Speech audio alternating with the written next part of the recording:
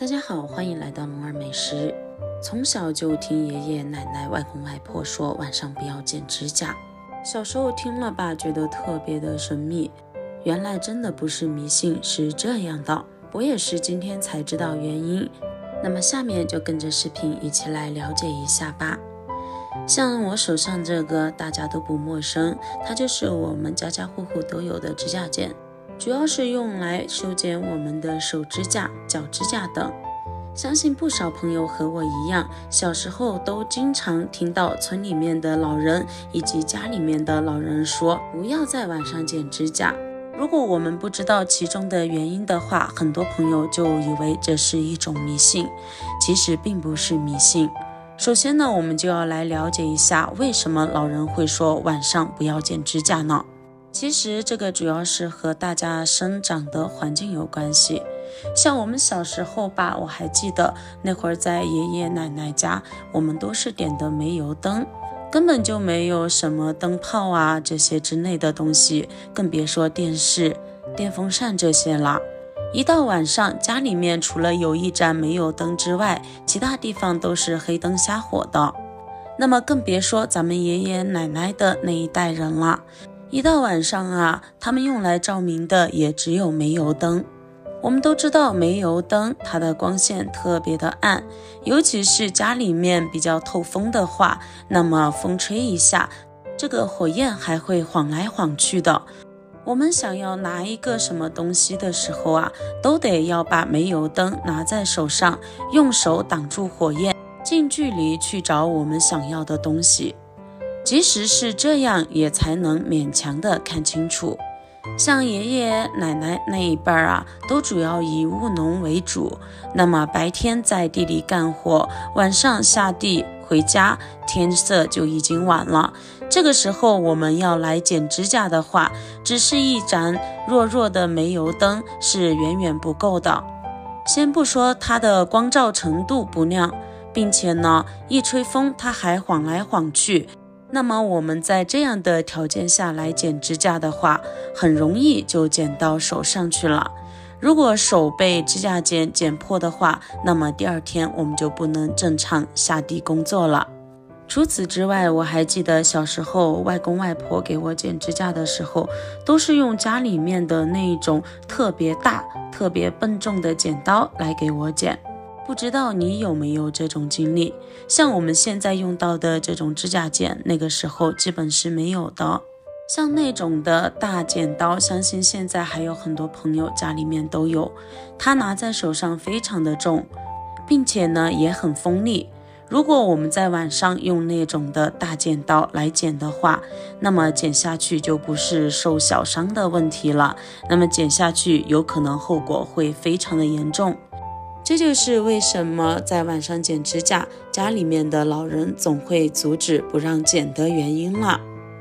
久而久之，几十年过去了，家里面的老人已经把这个养成一种习惯了。所以当我们每天下班回家，晚上回家想要修剪一下手指甲、脚指甲的时候，家里面的老人还是习惯性的会说上一句，晚上不要剪指甲。其实在我们现在，晚上和白天它的亮度都是差不多的，因为每家每户用的都是灯，而且现在的灯呢都特别的亮，并且我们现在修剪手脚指甲用的都是这种特别轻便的指甲剪，而不是我们小时候记忆中的那个又大又笨重的大剪刀。因此相对来说是非常安全的，所以我们在晚上是可以来修剪自己的手指甲和脚指甲的。怎么样？原来老人晚上不让我们剪手脚指甲的原因竟然是这么简单，你有没有想到呢？我们都知道指甲剪用久了之后，它就会变得特别的不锋利，在我们修剪指甲的时候就会出现剪不断，或者是剪完手指甲之后，指甲上面有许多的毛刺，特别的让人烦恼。那么说扔掉吧，又觉得可惜，毕竟除了不锋利之外，其他地方都还是新新的、好好的。那么我们要怎样再让指甲剪变得锋利呢？其实非常的简单。今天呢，就来给大家再分享一个让我们的指甲剪变得锋利如初的一个小技巧。当我们发现家里面的指甲剪变得钝了、不锋利的时候，我们这个时候呢，只需要准备一卷这样的烤箱里面用的锡箔纸。这个锡纸大家都不陌生，平时我们在烤箱里面烤东西的时候就会用到。我们只需要在上面撕下一小块，接着把锡纸的外层这样子对折起来，然后再对叠一次，让我们的锡纸变得稍微厚一点，叠成这个样子就可以了。现在我们只需要用指甲剪在这个锡纸的边缘处，这样一刀一刀的，像我们剪指甲的时候这样剪下去。因为锡纸呢，它也是一种金属，在我们这样剪的过程中，就有一个打磨指甲剪的作用在里面，这样呢就可以无形之中把我们的指甲剪再一次变得锋利。这一面剪好之后，我们现在把锡纸再对折一下，把指甲剪再转一个方向。刚才我们剪了指甲剪的这一面，现在呢我们要剪指甲剪的这一面。我们现在就以指甲剪的这一面来剪这个锡纸。我们每次在这样剪锡纸的时候呢，只能打磨到指甲剪的一面，所以呢要交换方向来这样剪，就可以将指甲剪的整个刀口都进行打磨了。如果你家的指甲剪钝得比较厉害的话，那么就可以反复的这样来回多剪几次。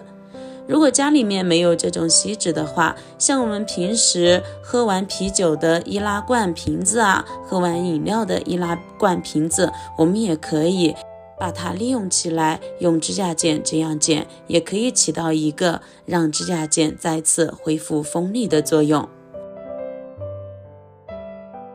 就这样反复的多剪几次过后呢，我们的指甲剪它的刀口就会锋利如初啦。